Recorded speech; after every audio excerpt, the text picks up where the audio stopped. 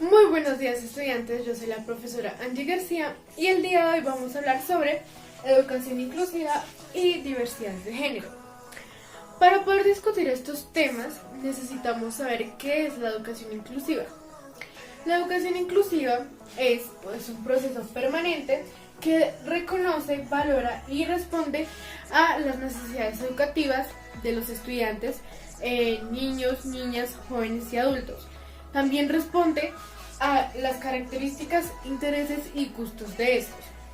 Los principales objetivos de la educación inclusiva son promover el desarrollo, el aprendizaje y la participación al máximo de sus estudiantes.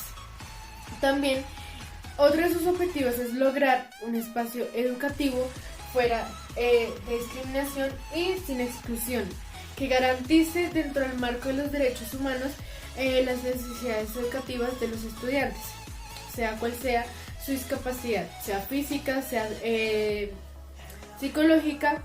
Se busca atender a estas necesidades para el desarrollo y el aprendizaje de estos estudiantes. Como muchos sabemos, en el mundo existen miles y miles de discriminaciones. Las discriminaciones por raza, etnia, la xenofobia, la discriminación a los extranjeros, y otra sería la discriminación por género o diversidades de género, que es la que se trabajará el día de hoy. La discriminación por diversidad de género es un tema muy preocupante en el campo de los colegios actualmente, ya que pueden generar traumas psicológicos o accidentes físicos a las víctimas, lo cual podría afectar las relaciones de las víctimas con otras personas y hacer de el espacio educativo un espacio inseguro y poco satisfactorio para los que buscan expandirse en este campo educativo. En el caso de Latinoamérica, la educación inclusiva no se discute mucho o se podría decir que sí se discute, pero sin embargo estos modelos de educación inclusiva no han sido implementados en los colegios de ninguna manera, o los modelos que se han implementado son muy focalizados, lo que quiere decir que en diminutas comunidades, por así decirlo. En el Ecuador sí se han evidenciado modelos de educación implementados solo en ciertas partes, no en general ni en nacional. Las dificultades para abordar temas como la diversidad de género, el sexo o la sexualidad no solo se explican por los grupos conservadores, sino porque tienen un fuerte predominio religioso. Es decir que por ejemplo en la religión católica y cristiana, el ser gay o ser lesbiana es considerado un pecado, o hablar del sexo en ciertas circunstancias puede ser como tachado también de un pecado. Según el Ministerio de Educación, en su página web, la doctora Estela Cerruti, médica uruguaya y especializada en educación sexual y asesora de la Organización Panamericana de la Salud, plantea, abro comillas, que para posibilitar conductas saludables, placenteras y responsables en materia de educación sexual y reproductiva, es necesario desarrollar un proceso educativo en el que se reflexione sobre los distintos elementos que intervienen en la conformación de las actitudes y los comportamientos. Lo anterior quiere decir que en el espacio educativo es extremadamente importante tener un espacio de educación sexual en el que enseñen a los jóvenes los diferentes conceptos que interfieren con el sexo. Por ejemplo, qué es sexo, qué es género, qué es identidad de género, porque muchas personas, las cuales también discriminan a las personas homosexuales o como dije, diversidad de género, no saben qué es o la identidad de género, o qué es el sexo, o qué es la sexualidad, y son tres conceptos muy diferentes. También es necesario aplicar ciertas estrategias lúdicas para el desarrollo de estos conocimientos en los jóvenes y especialmente también en los niños de la primera infancia. ¿Por qué en la primera infancia?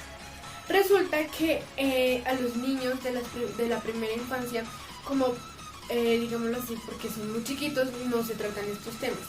Pero debería ser obligatorio dar educación sexual a estos niños, ya que por ser muy pequeños no saben distinguir entre una caricia o un manoseo sexual. Es muy cierto que la escuela no debe ser la única encargada de la educación sexual de los estudiantes. Esto debe venir desde los hogares, ya que en el hogar es la primera escuela de una persona. Según María Eugenia Russelli, psicóloga del Colegio de los Nogales en Bogotá, destaca que en la familia es donde el ser humano constituye en primera instancia su identidad. Abro comillas. La comunicación entre padres e hijos se debe construir a partir de conversaciones simples y sencillas, para poder llegar algún día a hablar de lo íntimo y lo privado. No se le puede pedir a un joven que hable libremente sobre sexo con sus padres cuando estos nunca le han preguntado ni siquiera por su trato. Retomando la visión en la que se enfoca la doctora Russelli, muchas veces para los padres es muy difícil hablar sobre sexo o sexualidad con sus hijos, ya que como dije antes, en la sociedad se han configurado bastantes tabúes a lo largo de la historia. Uno de estos tabúes es el sexo. El sexo, digamos, tocar este tema en ciertas circunstancias puede ser tachado como algo vergonzoso, algo inadecuado o algo que está como muy fuera de serie. Como he dicho antes, es necesario instruir a los niños de muchísimos conceptos. Primero, para que disminuir la discriminación, porque sabiendo uno, digamos, conociendo los conceptos, o por ejemplo, muchísimas personas no saben la diferencia entre una persona transgénero y una persona travesti. Entonces, es necesario explotar estas burbujas de confusión en los estudiantes. A continuación, los dejaré con mi compañera Camila, que estará ayudándoles a definir muchos de estos conceptos ya dichos por mí. Gracias. Hola, mi nombre es Camila Alexandra González Bello y hoy voy a hablar sobre la comunidad LGBT. Las siglas LGBT se han utilizado para identificar a las comunidades o a las personas que se identifiquen como lesbianas, gays, bisexuales o transgénero, e incluso personas que están dudando de su sexualidad o de su identidad de género. Siglas han sido establecidas como una forma de autoidentificación y han sido adoptadas por las comunidades y los medios LGBT. En la L tenemos el lesbianismo, que es la homosexualidad femenina, es decir, que una mujer siente atracción física, romántica y sensual únicamente hacia otra mujer. Con la G tenemos a los gays, que es la homosexualidad masculina, es decir, que un hombre siente atracción hacia otro hombre únicamente. La siguiente sigla sería la B de bisexualidad, es decir, un hombre o una mujer cuya atracción física es igual hacia los dos géneros. La identidad bisexual no siempre tiene el mismo gusto hacia los dos géneros, es decir, a veces pueden tener como más preferencias hacia un género que hacia el otro. La última sigla es la T de transgénero, es decir, que cuyo sexo mental o identidad de género es diferente al asignado al nacer. Una niña transgénero es una joven que se identifica con el género femenino, pero fue asignado al nacer con el género masculino. Y un niño transgénero es un joven que se identifica con el género masculino, pero fue asignado al nacer con el género femenino. Dentro de esta categoría se encuentran los que de alguna manera alteran los dos sexos.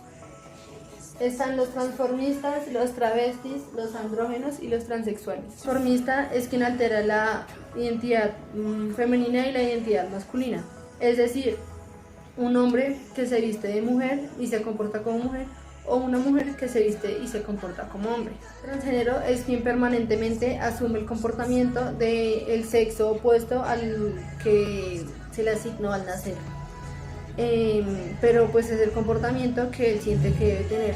En este caso ya es donde se ve el cambio de sexo y la resignación sexual. El andrógino es quien utiliza elementos femeninos y masculinos hasta no ser identificable el género. Travesti es quien permanentemente se viste y se comporta como el sexo contrario al asignado en su nacimiento. Antes de 1965 la policía los arrestaba bajo cargos de indecencia, pero el movimiento LGBTI inició una importante resistencia que disminuyó las detenciones. El 28 de junio de 1969, 8 oficiales de la policía realizaron un operativo en el bar Stonewall.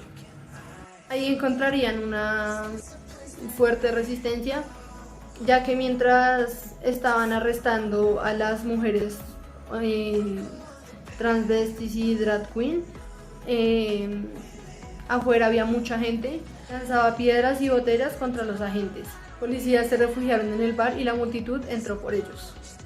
Como unidad de refuerzo llegó la unidad de operaciones tácticas, que es un escuadrón antimotín que fue creado para reprimir a los manifestantes contra la guerra de Vietnam. Primero que más manifestantes se unieron a la lucha contra los policías.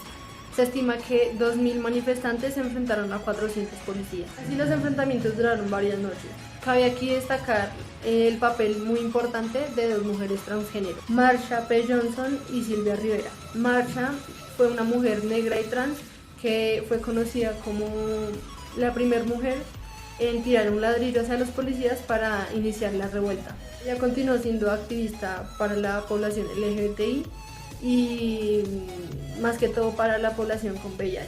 La puertorriqueña y venezolana Sylvia Rivera era una importante activista al inicio de los años 60 por los derechos civiles de los negros y los puertorriqueños de la guerra de Vietnam y la comunidad LGBT. La rebelión de Stonewall marca un hito en la historia porque agiliza el proceso que ya se estaba gestando y convoca a varias organizaciones para luchar por los derechos de la comunidad. Así surge el Frente de Liberación Homosexual y el año siguiente empiezan las marchas del orgullo en Nueva York y Los Ángeles y repercutió en todo el mundo, surgiendo nuevos grupos LGBTI en diferentes países. Este frente en sus inicios se reivindica como un movimiento revolucionario contra un sistema capitalista opresivo. Eso de Stonewall fue parte del ascenso de la lucha de clases a nivel mundial.